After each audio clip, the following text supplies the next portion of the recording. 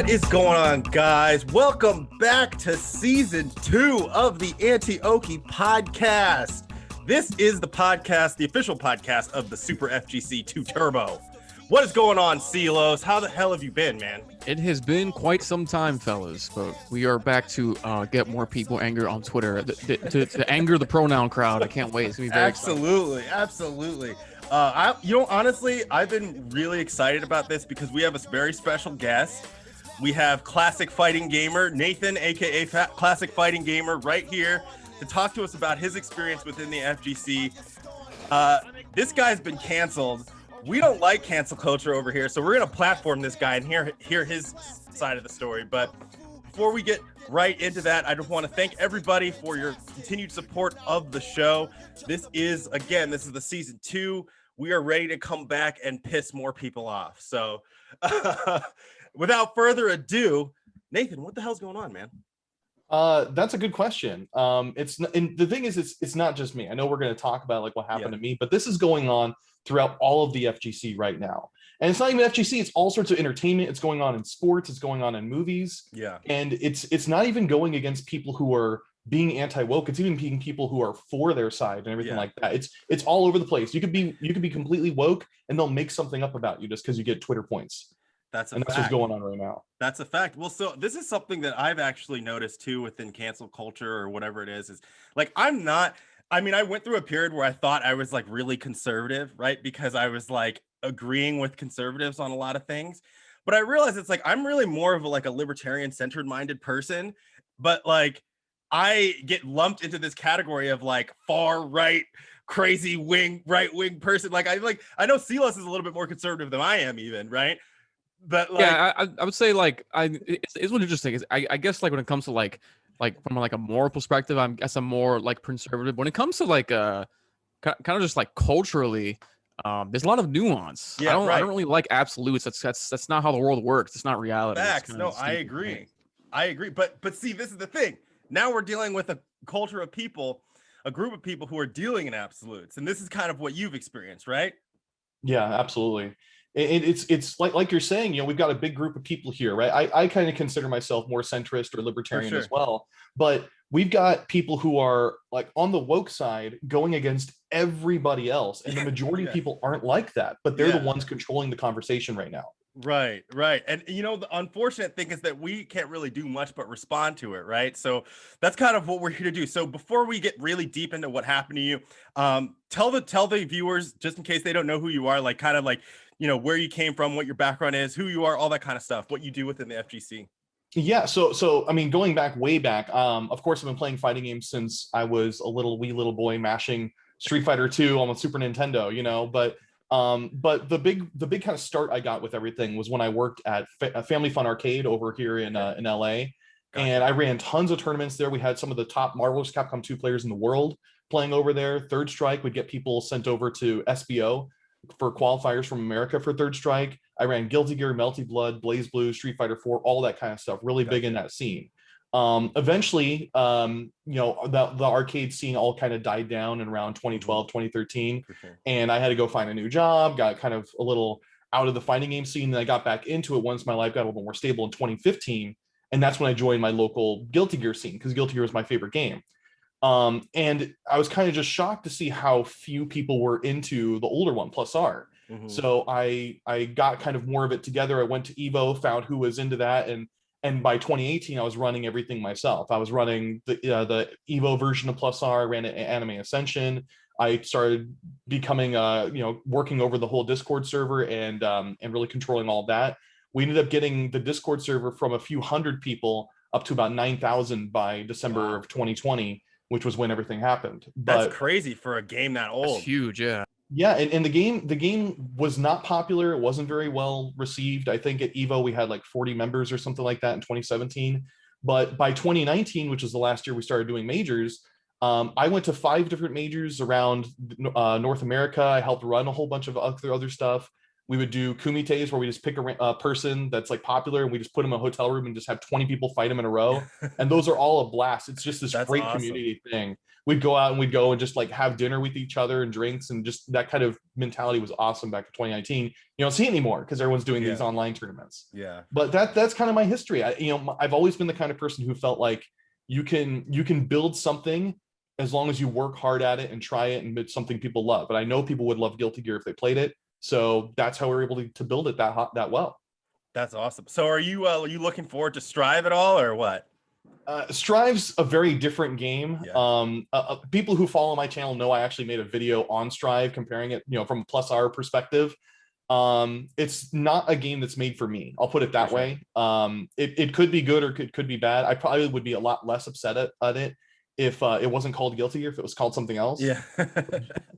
but really it's going to be a game for a different kind of people than myself. So I'm going to keep focusing on plus R, but I'll still probably do a lot of Strive stuff and talk with a lot of the Strive community. That's tight. Ceelows, have you played Strive yet? I feel like you would like that.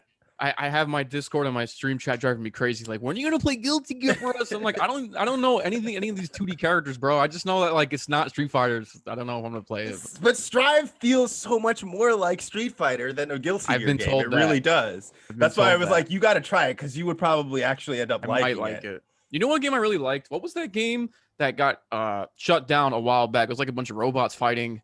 It was very simple. Oh, the Rising Thunder. Rising Thunder. That game I really liked. Didn't that get crushed for the League of Legends fighting game? I'm pretty sure Riot bought them. I think the developer of it actually moved over for the League of Legends fighting game. So okay, so let's talk about your cancellation, I guess, is what we're gonna call this. So you just told me you've been in the fighting game scene like super hard. You've been building things up. You've been working on like older games and built that Discord server from, what you said, like 300 to like 9,000 people for R plus R. Yeah. So you're like a player. You're not just like, just a player per se, but you're like a bigger player in the sense that like you're pushing the scene forward with these games. But it seems like something happened to you that kind of has impeded your ability to work within the scene over the past couple of months, years. Let us know what happened there.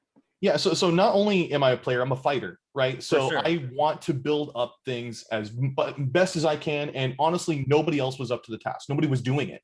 It was stagnant for years. So I jumped in there and I did it, and I worked it hard, and it got to where it is now because of me. I mean, I'm not going to be humble about it. That's what happened. But so I have the kind of mentality of competitiveness, right? We're here to play fighting games to be the best we can, and to actually, like, if I got first place, I want to know I deserve first place, sure. Right? But we're in this community now where people are like, oh, you're not safe if you're fighting this other person. They're a weirdo. They've done something in the past that we say is taboo. So therefore they're not allowed in these tournaments. What do you mean by safe? Like safe in terms of you're going to lose the match, or like safe in terms of your physical person? No, and so not even any of that, right? Safe as in my feelings are hurt. Oh, right. So this person was labeled, this guy over here, we arbitrarily labeled him a transphobe. So he's not allowed in our group at all. He's never allowed in any of our tournaments. And before we even talk about me and what happened to me getting canceled, I want to talk about two other people. For sure. This all leads up to. So the first person I want to talk about is Dine. So I don't know if you guys know who Dine is or what happened. He was one of the top players for Vampire Savior. Okay. And a really high-end player, amazing guy, one of the nicest people you've ever met, if you've ever met him. But he was targeted as being a potential transphobe. And if you read the transcripts for what happened, then it's totally not Dine's fault or anything like that. But because he was labeled that, they gave him a temp ban of 2 years from entering any of these majors. And he was temp banned from like the servers and all this other kind of stuff. Right. So what happened to him is wrong. And I made a statement because he was also a Guilty Gear player. Mm-hmm. I made the statement in our server saying that I will not stand for any sort of mob culture of this kind of stuff going on. We're here to compete. We're here to get best. If you're upset with your feelings getting hurt, then you need to mute people, because that's not how we grow as people. Absolutely. Right. And I even had Mike Z. I'm sure you all know who Mike Z is. Of course. Yeah. He messaged me because I was running locals, and I was running locals at my apartment specifically.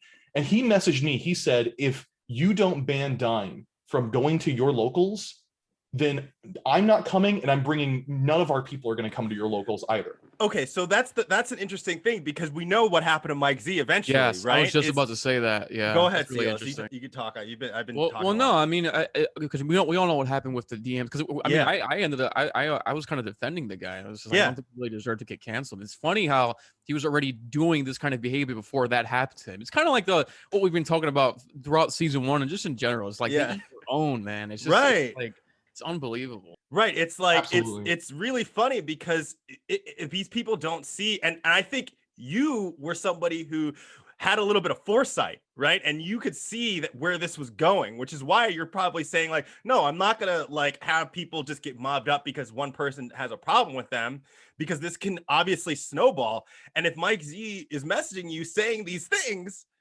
and then we saw what happened to him, I mean, it's very obvious. Like this just can kind of come for anybody.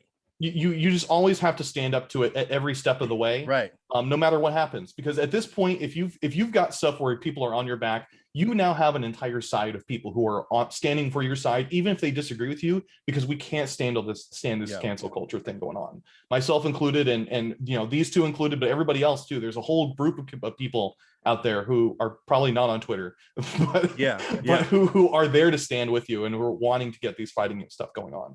So Mike Z told me that if I allowed Dine to these local events, he wouldn't come, and he wouldn't let any of the other people who come with him come as well. I told him to shove it, essentially. I said, you know, I think in better language, but I told him essentially, it's not my job as a community organizer to tell people what is the right and wrong thing to do and right and wrong thing to say. Right. I can talk to them and communicate with them, but me banning them because I think that their morals are wrong or something like that is not my job. I'm not going to use my power to kind of strong arm people into believing with me. That's not what I'm supposed to do. So I told him, no, I'm not doing that. And he still showed up because everybody knew at the time in the locals, I was running the best stuff. I was always doing this stuff because I try really, really hard to build everything I possibly can. So he still showed up. Yeah. And that's the thing. You work hard, you be the best you can, and people will still do your thing, and they'll still show up to your stuff. It's just like if you've seen the TV show Dr. House. Complete jerkwad of a person. Everybody hates him, but he's always right, so they have to have him on their side, right? Yeah. It doesn't matter about any of your personality as long as you're the one who's doing things right. Now, that being said, I'm also a very nice person, very forgiving person, all that kind of stuff. So that goes with it too. But I don't fit perfectly into their little puzzle piece that's always changing of what they want people to be. Right. And that's what we need to stand up for. So, okay, so we talked about what happened with Dine. What was the second? Was the second person Mike Z, or was the second person was Mike Z? So real quick before I switch off from Dine, it was just a temp ban, right? It was just a temp ban for 1 or 2 years, I think. And I even listed, and I made a huge post. 1 or 2 years is a long time. That's a long time. I know, right? Oh man! But I made a huge post in our Plus R server saying that these temporary bans, when they happen, will always become permanent.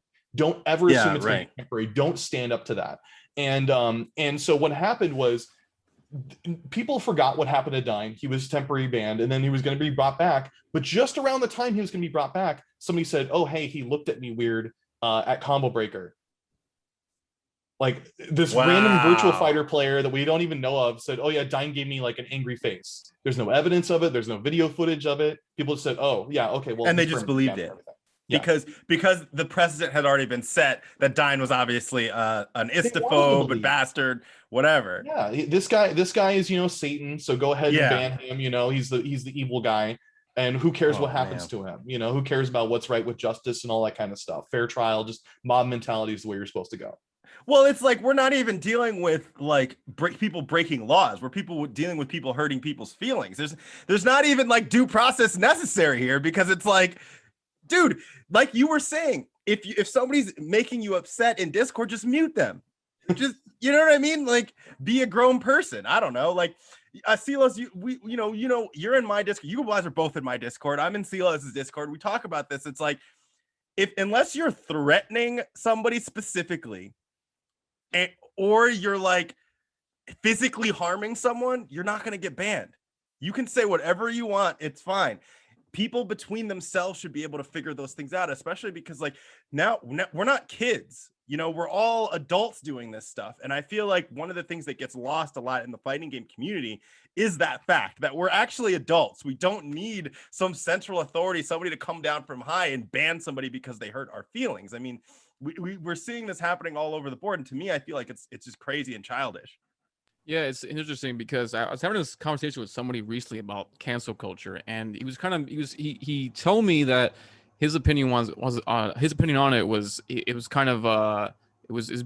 like over dramatic, and I was like, what do you mean? And he was like, well, it's not really as bad as you'd think. And in a way, like I'm kind of in the like I kind of yes and no, I agree and disagree, because we've experienced it on Twitter, and we were just like, we're just not gonna apologize, like forget these dudes, like these guys are all crazy. And the show went on, nothing really happened afterward. And that's kind of the answer. That's how you answer to these people, right?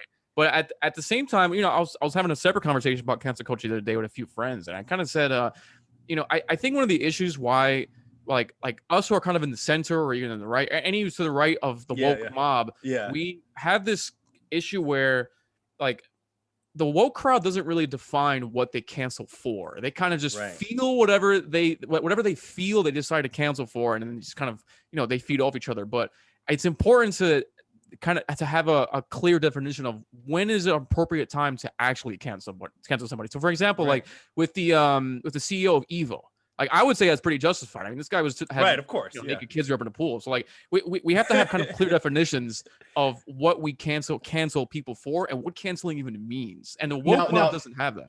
Go ahead. To talk about Mr. Wizard here a little bit, though, again, as far as what was accused of him is bad, it was only accused. He hasn't been put in a court of law. None of that's actually happened. That's also true. It is something he probably should resign from, and I'm fine with that. But that's, again, this is all accused. This is all mob mentality. We're just believing what people say. Yeah, it's all alleged. So like I would agree to some extent what Ceelows was saying was like, okay, so if that's proven, it's like, okay, we got to protect people's, you know, like you've got to protect kids first of all, right? That's 100%. Like I always draw the line with kids, period. And that's one of the problems with, I was talking about just now, how about we're all adults? That's actually something that I didn't take into account. There are a lot of minors in the FGC. And that's a thing that we do need to take into account. If anything has to do with minors, I would say protect minors first, right? But when it comes to like banning people from events and things like that, like other adults that have problems with other adults, it's like, I think we talked about this on one episode. It's like, did they do something at the event to harm someone? Like physically, right? If somebody punched somebody in the face, okay, maybe that's a reason to make that person, you know, not come back to that event for a while or something like that. But if it's something that's like on Twitter, like you were just saying, we've had that happen to us. Our first like 4 episodes or something like that, we had people coming at us all on Twitter, like talking about like, oh, you're gonna get everything that's coming to you and all this kind of stuff. And we're like, first of all, nothing has happened as far as I know. I mean, I don't know, like we haven't had really events, and I don't really plan on signing up for Evil Online this year or anything like that. I kind of want to wait until everything goes back to normal so I can actually go to events, and like, maybe I'll start going. Also, side note, I'm playing a lot of Virtua Fighter 5 right now, so I'm trying to get in there. But anyway, oh, it's so good. Fighter 5 is great. but anyway, so I'm waiting for that. But so far, it's like we just kind of got empty threats, and we were just kind of like, all right, well, we're not gonna, like, we didn't say anything wrong, so we're gonna apologize. No, we invited all of those people on the show too, and none of them will come on. You know, and I think a lot of it has to do with, this is why we have you on here, because it's like, if you talk to someone and you understand where they're actually coming from, the likelihood of you seeing them as evil and crazy is very low. But in order for them to keep this narrative going, they have to make sure that they maintain distance. So just like what you just said with Dine, it's like, oh, he looked at me funny, and I know all these previous things. I don't actually have to talk to him. He's an asshole, therefore he's still banned. So what happened with that? Is he still banned? Oh yeah, he's permanently banned from everything. He's never going to be allowed back to any of that stuff, right? So the big Vampire Savior tournament that happens, Vampire Arcadia, completely banned from that, even though he has been the top player in his character for like people have named moves off of this guy that he does. Right. They call it Dine Force whenever Jetta does the specific loop. It's just something that they name it. He's a very well-known person. So these people aren't immune from it. People who are the highest players. And again, you're not immune from it, even if you try and go lockstep with everything the woke says, because they could just choose something and then you're the next target and you're it. That's arbitrary. That's what happened with F Champ, right? It's like, dude, he's not like he's not like a right-wing person at all. Oh. You know what I mean? And like he puts one joke up there that's like, okay, it's a bad joke, whatever. But I'm gonna be real with you guys. I think I've told this to Ceelows, but I'm black, and somebody had to explain to me why that was racist. Like him putting the watermelon lives matter up on Twitter. They had to explain it to me because I was like, I don't understand like what's wrong with this. Yeah. They're like, oh, he's being, you know, it was, by the way, it was not another black person. It was like a Hispanic guy or something like that. And he's like, oh, he's like, no, it's he's putting watermelon lives up and he's saying, you know, that black people like watermelon or something like that. And I'm like, dude, like, have you ever met a Filipino? Those motherfuckers love watermelon too. Like, come on, man. You know what's interesting too, because like I have a friend who does a stream team battle. I think I've told you about it before. Yeah. It's like 5v5s, and you still got to get me on that shit, man. Yeah, because season 2 is starting now. Okay, actually. first. So now we're gonna get into it. So F Champ, I believe he had his own team. Either he had his own team when he played in one. And it's funny, a buddy who runs it, like the guy who I don't think he has him on a team anymore, but he was kind of like, you sure you want to do this? And he was like, yeah, because he's the guy who runs the stream team battle, like he's very against this whole woke crap. So he just had him on, and everybody loved it. Had hundreds of views, everybody had a great time. Because he's a great player. Yeah, and it was interesting because it goes to show that like depending on the platform that you're on, there is a different culture. Like the culture on Twitch FGC and on Twitter FGC is not always in line. Yeah. Ever since I got rid of my personal Twitter, I've had a pretty good time in the FGC. Yeah, Staying out on Twitch and YouTube, to be honest. Like, and so it's quite different. And for good reason, kind of like what Peter said when we had in that one episode we brought him on, where there's no incentive to be to virtue signal on I mean, I guess there kind of is on Twitch, but not really on YouTube. Twitter, there's a huge incentive. You can amass a huge following. We've seen, I mean, the people who are trying to cancel us, almost everybody who was virtue signaling trying to cancel us, they almost all have thousands of followers. Oh yeah, like it's very clear what they're trying to do. The incentive is to be disingenuous and just to get followings. I mean, we know that. Right. They have no real end goal. It's really just like, and they're probably not even aware of it. That's what's interesting about it, is that they don't even know what they're doing. Right. But we know the model of Twitter is such that if somebody hits like or responds to something, you can see it in your feed. And so it's kind of designed to create outrage. I'm going to agree with you. As soon as I got rid of my personal Twitter, like my life has been so much better. Like me too. Because I'm just not angry about anything anymore. Like I'm not looking at stuff and like, pissed off about it or whatever. And it's like, it's actually been a little bit harder to find stuff to talk about here, right? Because I'm not like so engaged in this. I mean, I think Peter was so right about like, there is a difference in like the FGC on Twitter is not really what you get when you actually talk to people or you actually play games, even online. You know what I'm saying? And even the rage that you see from the players on Twitter, I mean, how many of them are actually players, right? A lot of them just join the scene to talk and chat, yet they still have some sort of weight that's going on in there when they're not really a big part of the community. Right. So, okay, so let's go to you now. Let's talk a little bit more about what happened with you, or unless you want to go to Mike Z first and then go to you. I'll go Mike Z a little bit here. Okay. So Mike Z is more of a prominent person, so they probably will probably know what happened to him. He said a dumb joke during the stream. Wasn't canceled for that. He had a conversation with somebody who was trying to find clips to like grab him from, and he was kind of canceled from that. But then a whole bunch of people went out and said he's a bad boss, and so the bad boss thing is what made him get canceled from everything.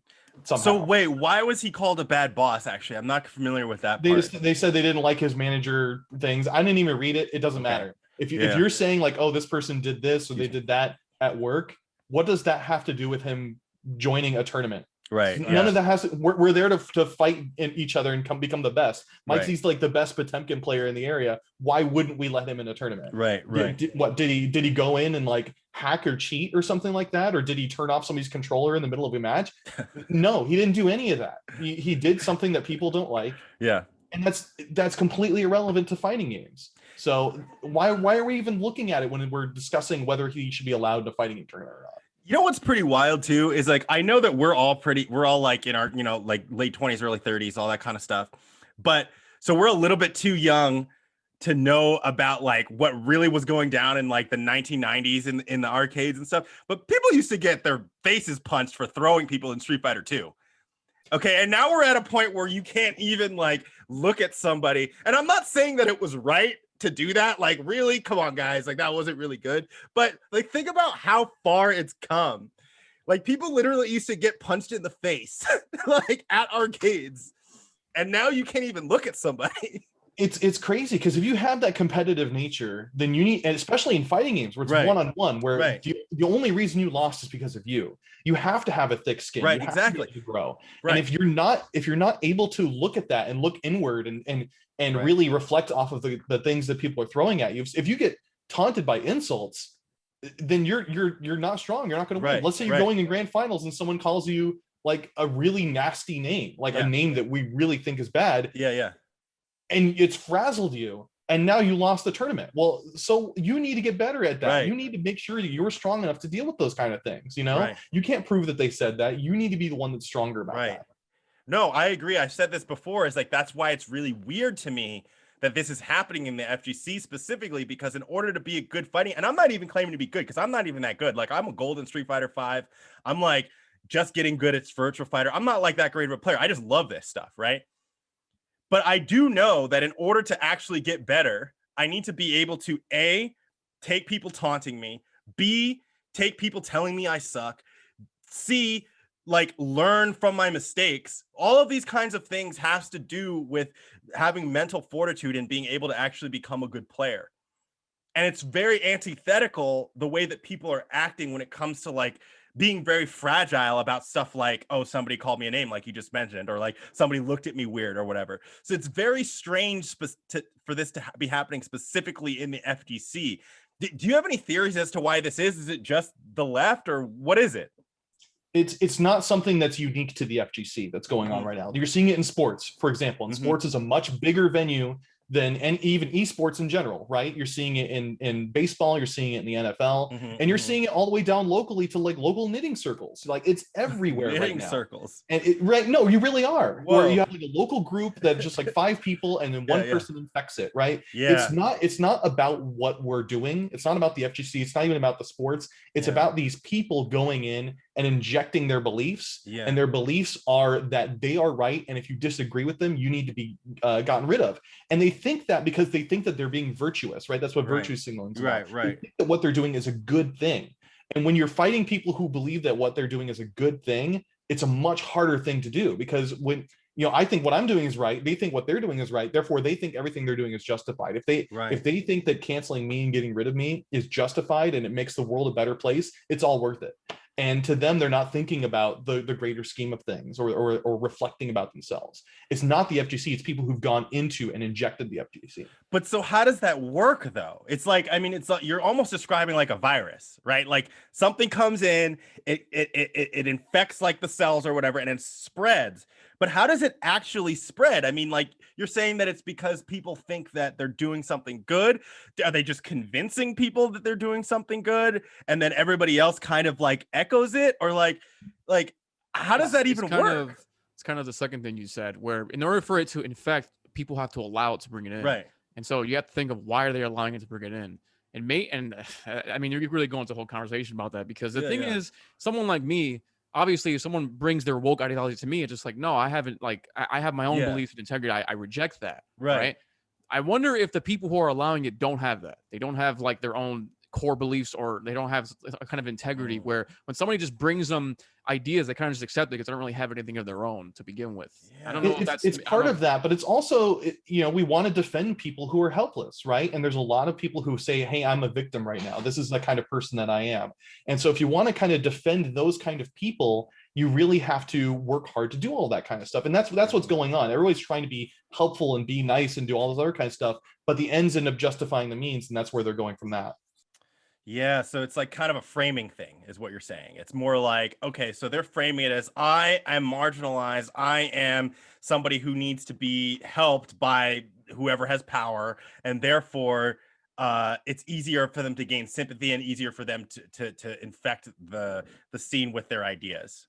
Yeah, and part of it also is what you're talking about before, not to simplify it this simple, but Twitter is a big problem with that. It has this huge feedback loop of giving people positive reinforcement for what it is that they're doing. Wow. Yeah. I mean, that's Yeah. kind of a crazy thing. That's kind of a crazy It's thing. it's kind of like because I just realized too, like it's social media is a big part of it too. I Mhm. mean, not just Twitter. I mean, Facebook is. I mean, this stuff goes way back because the thing about this woke stuff is the people who are allowing it to enter their communities and whatnot. They don't really understand why, like the destructive nature of this wokeism to challenge it. They just hear it and go, oh, it sounds good. Let's just go with it. Yeah. They don't really understand like the like where it's gonna end up. They don't really know much about it. I think that I like over the years this has kind of happened because, like you said, it's not just the FGC; it's the gaming culture in general. Has happened. So I think it's kind of like a lack of understanding of why this woke ideology stuff is very destructive. So tell us a little bit about what happened to you. Right. So at this point, we've gotten all this new stuff coming out. GGPO came out for Plus R and everything like that. The whole scene was booming. We have in our Discord server, we had an off-topic channel. So a channel where it's kind of unregulated. People go in there and just chat about whatever. Mhm. We do a little bit of regulation, but it's not that big of a deal. Somebody went in there and they said something that was off color. And I can sort of repeat it too if we want to get into that. But this all happened while I was at work. The mod saw it. Mhm. They acted on it. The person got a temporary mute, and that was it. It was all taken care of. But what had happened was, instead of talking to the mods about it, somebody went on and was upset about it, and they went onto Twitter, screenshotted it, and tried to blow it up there instead of trying to get the problem solved. Right. And you don't go to Twitter to get problems solved. You go to Twitter to escalate problems. Right. So that's what was going on there. We ended up, I mean, I told everybody, look, this guy said something that we disagree with, we don't like, but because of that, we're giving him a slight punishment. It was a day mute.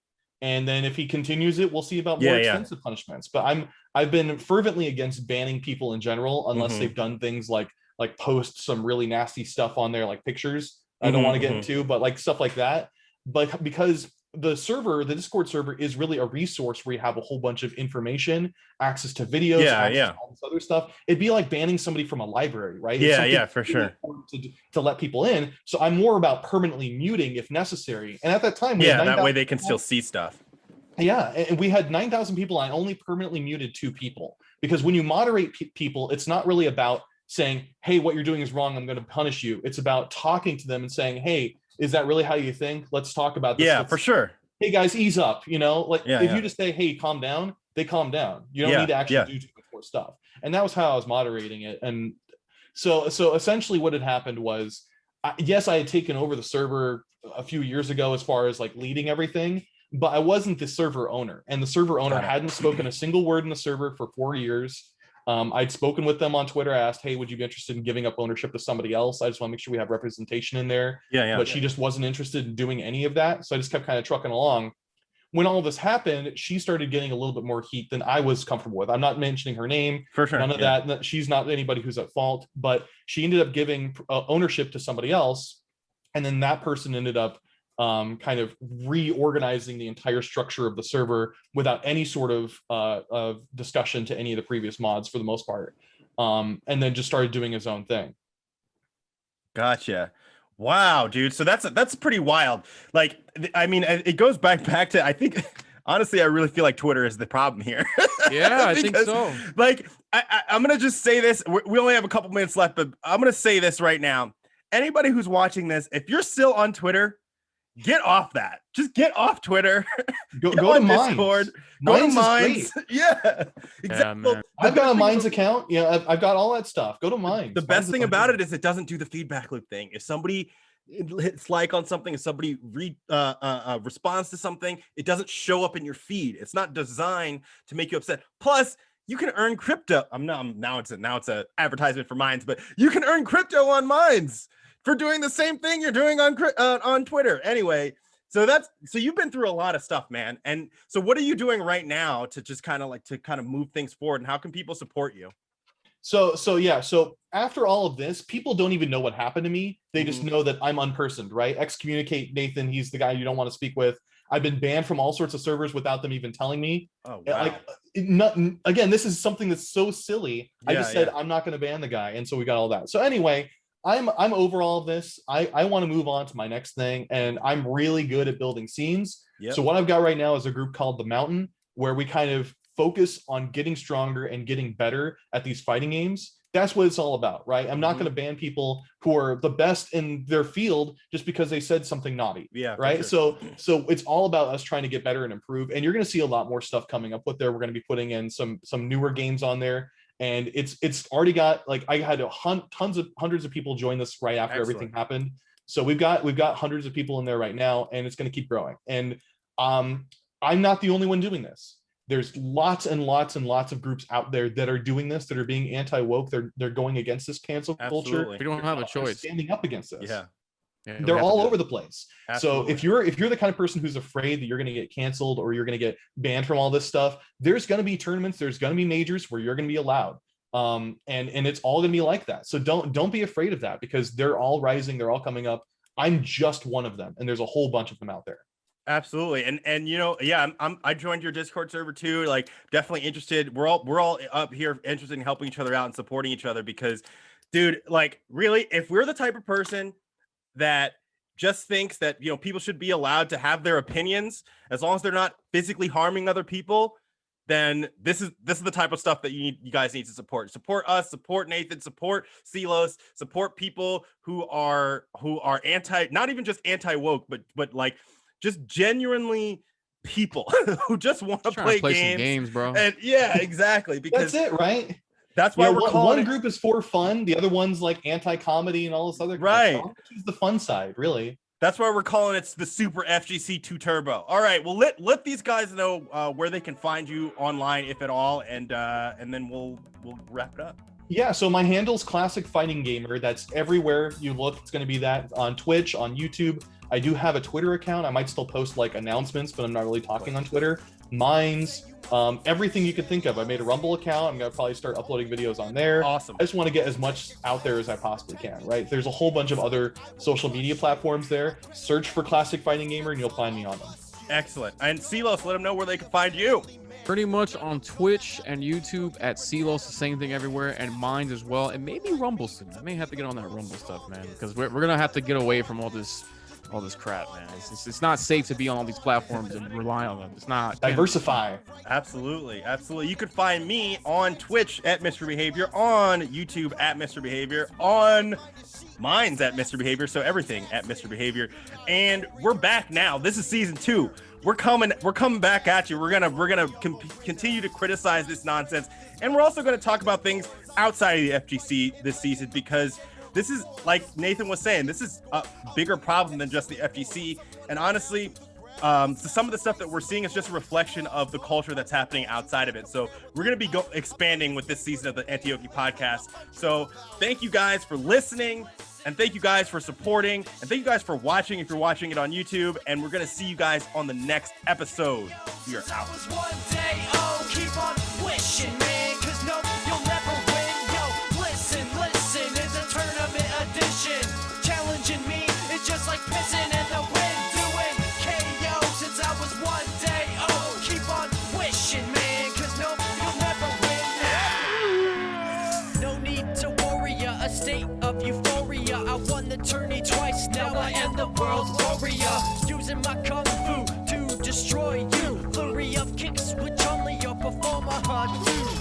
Ken's a competitor, write you out like an editor. Stay ahead of the pack, flame attack like a predator. I ain't stretching the truth, my dull Sims the tightest. I'll leave you burnt to a crisp with elephantitis. Need to charge up to bite, scrap attack with Blanca. Yo, I'm warming up my engines when you lose to Honda. There's no doubt my win count will haunt ya. Wanna try and win again? Well, after this you won't want to. Every street fight is better the second time around. I've learned how to throw down, I'm KO bound. Do I punch light or medium? No, I punch hard, because I'm pretty sure I just kicked and blew up a car. Yo, you're looking like vomit, I busted suplex atomic. I fill the room with the boom that sounds supersonic. Tiger flame so feisty, uppercut so nicely. Sagat will brew you up a batch of Mai Tai iced tea.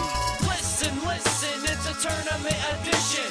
Challenging me, it's just like pissing in the wind. Doing KO since I was 1 day. Oh, keep on wishing, man, 'cause no, you'll never win. Yo, listen, it's a tournament edition. Challenging me, it's just like pissing in the wind.